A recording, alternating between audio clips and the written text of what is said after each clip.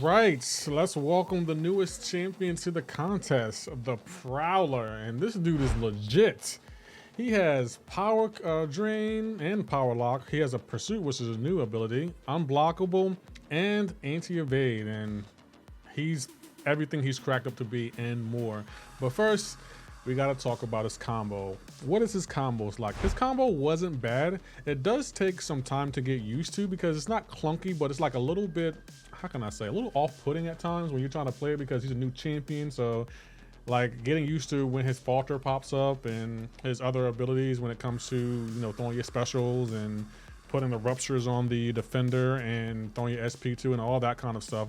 It just takes some time to get used to. It's just, he has an interesting combo. I liked it overall. Like once I got used to it and got familiar with it and was able to weave in heavies with the falter that pops up. But overall, decent combo. I was happy with it. I wasn't too messed up with it, as you can see there. So what is his strengths? Let's talk about the strengths. One of his strengths is anti-evade. With medium attacks that can't be evaded in a new pursuit effect that prevents evade altogether, Prowler ensures his foe won't away, meaning they won't evade away. I tried to do the sound effect that Kabam had in the notes, but as you can see, I couldn't do it. But as you can see here, Nightcrawler is not evading at all. He, like, as long as you do mediums, no champion can evade, unless otherwise stated, of course. Another one of his abilities, offensive miss. Prowler's falter can be used to extend his combo, finding openings for a heavy attack and stay safe.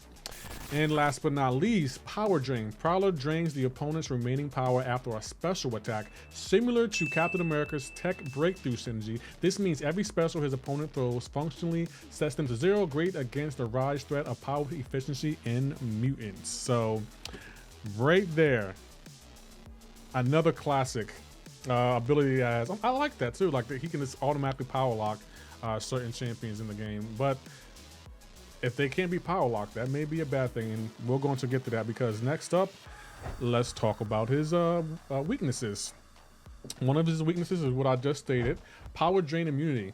Maximize the amount of power drain is key to unlocking Prowler's potential, so cosmic immunities can severely cap his damage. And not only that, like if they're immune to power drain, he's not good with unstoppable, he's not good with unblockable either. Another thing he's not good with, anti-miss. Prowler's falter is a significant part of his survivability and defensive threats. Effects like True Sense and True Focus allow his foes to strike with impunity. So be careful. If they can counter miss, Prowler might be in trouble, and it is. As you can see here, Serpent almost destroyed him. Another one of his weaknesses, armor bypass. Prowler has a natural boost to his armor rating, but he's still just a squishy human with fairly low health. So getting around his armor and true damage and armor penetration can chunk him down pretty quickly, and it was happening right there in that fight. Let's talk about his immunities. One of his immunities is he's bleed immune. So he's half good for the damage masteries, but he's not good with poison, so I wouldn't recommend throwing the damage masteries on this guy, but that's me. I don't like running them anyway.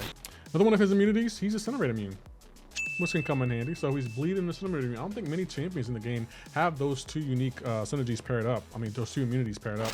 And last but not least, he's also falter immune, so he can counter miss, and it's kind of nice. So Ghost, Kitty Pryde, they're kind of in trouble when it comes to that. Let's talk about him awakened. His awaken ability is interesting. Now, I don't think he needs to be awakened in my opinion. I don't think I would use a generic awakening gem, maybe a tech awakening gem on him, but not a generic. While the opponent's faltered, Prowler gains plus 3,375 critical damage.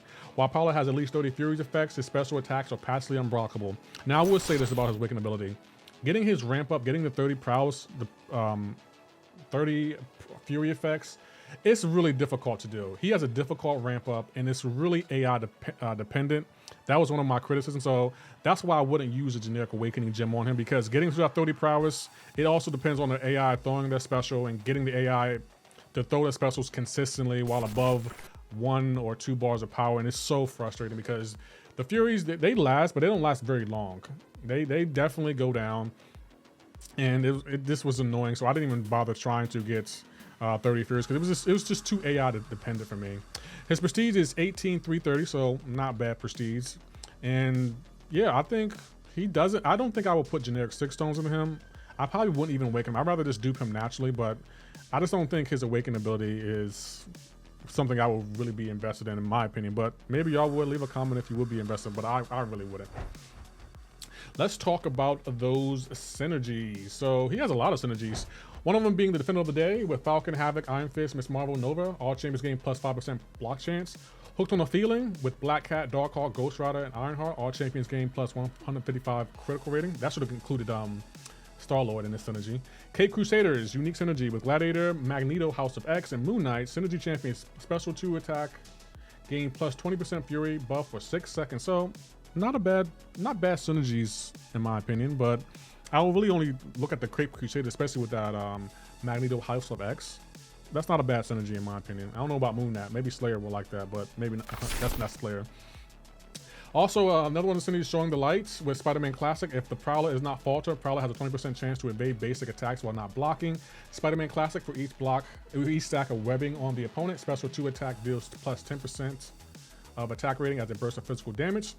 Parallel enemies with Spider-Man, Miles Morales, White Tiger, Electro, and Vulture. Prowler and White Tiger punishing the opponent. Special attack grants a plus 300% cruelty passive for 10 seconds. Miles Morales increased Spider Camo miss by 35% flat. That's really good. Electro Static Shock also triggers on Electro attacks at 50% potency. Vulture gain immunity to Nullify. And with Spider-Punk, Prowler can activate a pre-fight, granting him immunity to reverse controls, but controls are inverted for the whole fight. Now that is interesting. I don't think anyone's going to really use that synergy in my opinion, but that is an interesting synergy. I never think Kabam would do something like that. But let's move on. Let's talk about him on defense. On defense, he's not that challenging. The Vulture can be a little bit tricky to get around, but his specials are easy to evade, like his special 1 and a special 2. So you can push him to a special 2 and easily dex it. And you can use the regular nuke champions on him. You can't use Archangel. And you would definitely have to use the pre-fight with Torch if you plan on using Torch. But as you see, that got tripped up because he had a falter on him, and I threw my SP2, didn't even work. So if you be mindful of his falters, you can easily counter him. I went in here with Doom, a 4-star Doom. We did okay. He's not shock immune, so it was going fairly well. But there would be no point in me throwing my SP2 because he's Disintegrate immune, and I got faltered again.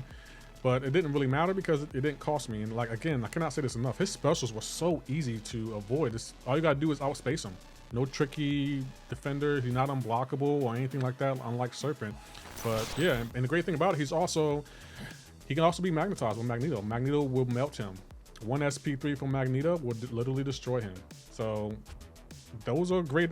I think, yeah, I think as a defender, I don't think he'll be a bad defender, but he's not really a top tier defender in my opinion.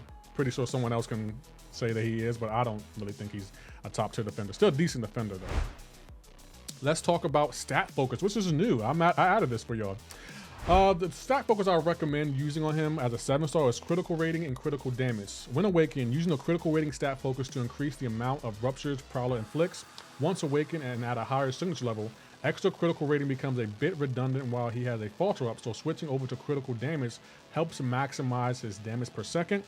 And as a defender, block penetration.